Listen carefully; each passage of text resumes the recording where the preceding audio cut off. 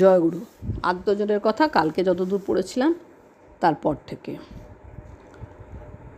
শ্রী দাদা লেখা বাবা সংঘ কাজে সমস্ত দেশটা তিনি অসুস্থ ক্লান্ত দেহে বৃদ্ধ বয়সেও বারবার ঘুরেছেন। অন্যান্য কাজের মতো লোক সংগ্রহযোগ্য ঠাকুর নির্দেশিত পথেই তীব্রতর করে তুলেছেন চিরকাল। মানুষের জীবন বৃদ্ধির জন্য তার এই দিব্য দয়ার দানের তুলনা কোথায়? সর্বত্র শত শত কেন্দ্র ও মন্দির গড়ে উঠেছে, আর এই সব ব্যাপারে তিনি যখন যা নির্দেশ দিয়েছেন তা পালন করতে করতে আমরাও যোগ্যতর হয়েছি, অনেক শিক্ষালাভ করেছি। কিভাবে অনেক মানুষ নিয়ে চলতে হয় তা নিজে চলে আমাদের হাতে কলমে শিখিয়েছেন।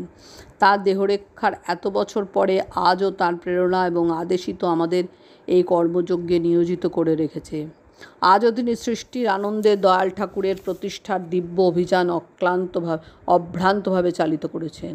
শুধুমাত্র কর্মদক্ষতা থাকলেই হয় না, সেই সাথে শিষ্ট আচার ব্যবহার, অহংকারবিহীন সহজ প্রীতিমুখর পারস্পরিকতা, ধৈর্য এবং সহ্যগুণ এসব না থাকলে ইষ্টমুখী হওয়া যায় না।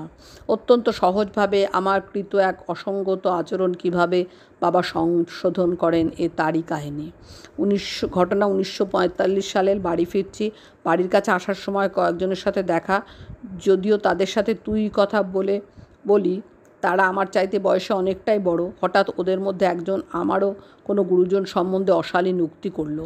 আমি রেগে গিয়ে তার ঘাড় ধরে মেরে ফেলে দিয়ে বললাম, মেরে ফেলবো। অন্য সবাই আমাদের ধরে ব্যাপারটা মিটিয়ে দিল। আমি এরপরেই বাড়ি ফিরে দেখি বাবা তেল মাখছেন। আমাকে কিছু বললেন না। বেলা 2টো নাগাদ আমাকে ডেকে জিজ্ঞাসা করলেন, কিসের চেঁচামেচি হচ্ছিল? আমি ঘটনা বললাম। বাবা বললেন, ভালোই করেছিস। গুরুজন সম্বন্ধে কটূক্তি করলে সাহসের সাথে তার প্রতিবাদ করতে হয়। কিন্তু তোকে যদি মারতো? আমি বললাম, মার খেতাম, আমিও মারতাম। বাবা হাসলেন। কয়েক ঘন্টা বাদে সন্ধ্যার পর আবার ডেকে পাঠালেন। তখন বললেন, গুরুজনের অপমানের প্রতিবিধান করা ভালো, কিন্তু সেটা এমনভাবে করতে হয় যে সে তার ভুল বুঝতে পারে। তুই যা করলি তাতে তো যে অপরাধটা করেছে সেটাই করা হলো। ও বয়োজ্যেষ্ঠ আর তুই তার গায়ে হাত তুললি। আমি বললাম, আমি এতটা ভাবিনি। বাবা বললেন, ওর কাছে যে এমন ব্যবহার করে ফেলার জন্য ক্ষমা চেয়ে আসতে পারবি? আমি বললাম, পারবো। বাবা জিজ্ঞেস করলেন, মন খারাপ হবে কি না?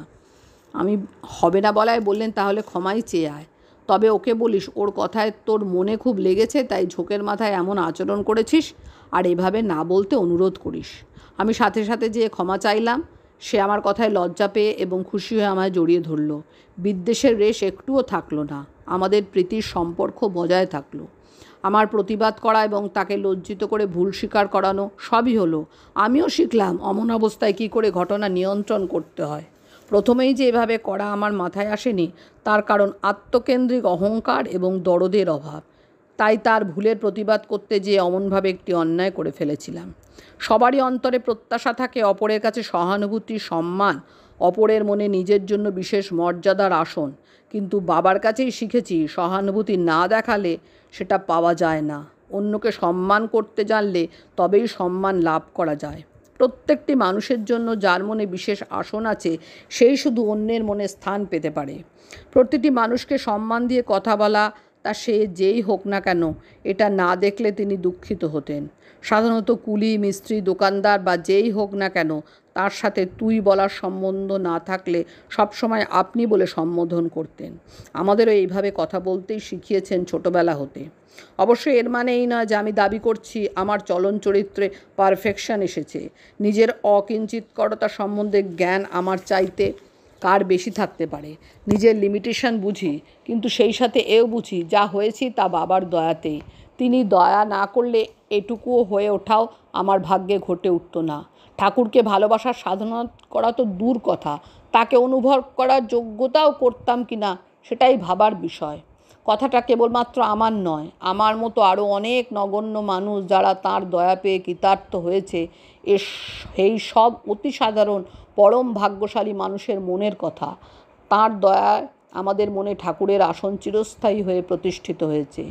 এই যে এত দয়া, এত ভালোবাসা, অনায়াসে তার কাছ থেকে এসব পেয়েও একটা কথা কিন্তু চিরদিনই খুব ভালো করে বুঝি, বাবা পথের কুকুরকে যেমনভাবে যতটা ভালোবাসেন, আমাকে বা আর কাউকে ততটাই। এ বিষয়ে কোনো বিভেদ করা তার প্রকৃতিতে ছিল না।